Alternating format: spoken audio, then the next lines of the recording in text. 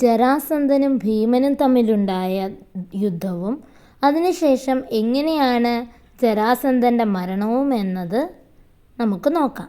പാണ്ഡവർ ഒരു രാജ്യം സ്വന്തമാക്കി. ഇന്ദ്രപ്രസ്ഥം. പാണ്ഡവരിൽ ഏറ്റവും മൂത്തയാളാണ് യുധിഷ്ഠിരൻ. രാജസൂയ യാഗം നടത്താൻ ആഗ്രഹിച്ചിരുന്നു. രാജസൂയ യാഗം നടത്താൻ ഒരു രാജാവിനെ ചക്രവർത്തിയായി പ്രഖ്യാപിക്കുകയും ചുറ്റുമുള്ള എല്ലാ രാജ്യങ്ങളും ചക്രവർത്തിയെ തങ്ങളുടെ അധിപനായി അംഗീകരിക്കുകയും വേണം. അങ്ങനെ സംഭവിക്കണമെങ്കിൽ യുധിഷ്ഠിരൻ ജരാസന്ധനെ പരാജയപ്പെടുത്തി ചക്രവർത്തി പദവി നേടണം. ഇതിങ്ങനെ പോകണം എന്നറിയാതെ യുധിഷ്ഠിരൻ കൃഷ്ണനോട് സഹായം ചോദിച്ചു. താനും അർജുനൻ, അതായത് മൂന്നാമത്തെ പാണ്ഡവരിൽപ്പെട്ട അർജുനൻ, ഭീമൻ രണ്ടാമത്തെ പാണ്ഡവൻ, ബ്രാഹ്മണരെ പോലെ വേഷം ധരിച്ച് മഗധയിലേക്ക് പോകുമെന്നും ജരാസന്ധനെ ഗുസ്തി മത്സരത്തിൽ വെല്ലുവിളിക്കാമെന്നും കൃഷ്ണൻ പറഞ്ഞു.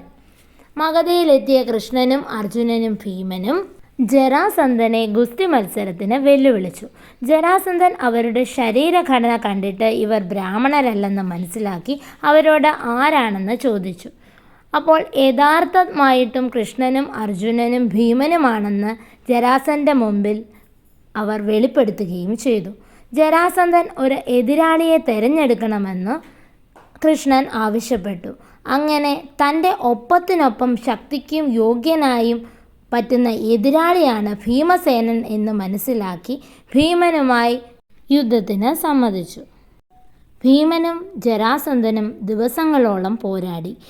ഭീമൻ പല പ്രാവശ്യം ജരാസന്ധനെ വധിക്കാൻ ശ്രമിക്കുകയും വധിച്ചതിന് ശേഷം വീണ്ടും ശരീരം ഒത്തുകൂടി വീണ്ടും ജന്മമെടുക്കുകയും ചെയ്യുന്നു. ഒരു തരത്തിലും ജരാസന്ധനെ കൊല്ലാൻ സാധിക്കുന്നില്ല എന്ന് ഭീമന് മനസ്സിലാകുന്നു.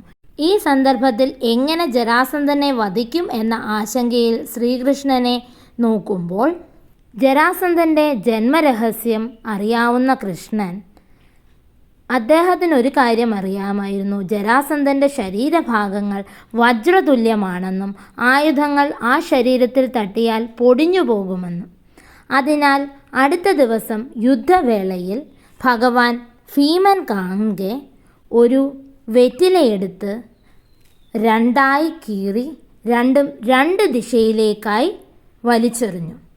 അതിൻ്റെ പൊരുൾ ഭീമൻ മനസ്സിലാക്കുകയും ജരാസന്ധൻ്റെ ഒരു പാദം ഇടതുകാലുകൊണ്ട് ചവിട്ടിപ്പിടിച്ച് മറ്റേ കാലിൽ പിടിച്ചു വലിച്ച് ജന്മസമയത്തെ പോലെ ജരാസന്ധനെ നെടുകെ പിളർന്ന് രണ്ട് ഭാഗമായി രണ്ട് പകുതികളാക്കി രണ്ട് ദിശയിലേക്ക് വലിച്ചെറിഞ്ഞു. അതോടെ ജരാസന്ധൻ ഭീമചേതിതനായി കാലപുരിയിലെത്തി.